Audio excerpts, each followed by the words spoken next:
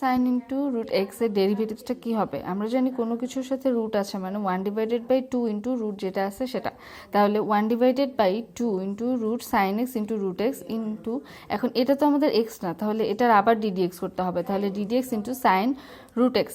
এখন 1/2 into root sine x into root x into সাইনের derivatives কি কস, তাহলে কস রুট এক্স।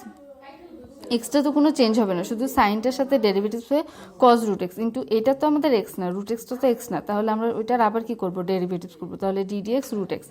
এখন 1/2 root sine into root x into cos root X, আর root এক্সের ডেরিভেটিভসটা কি 1/2 রুট এক্স।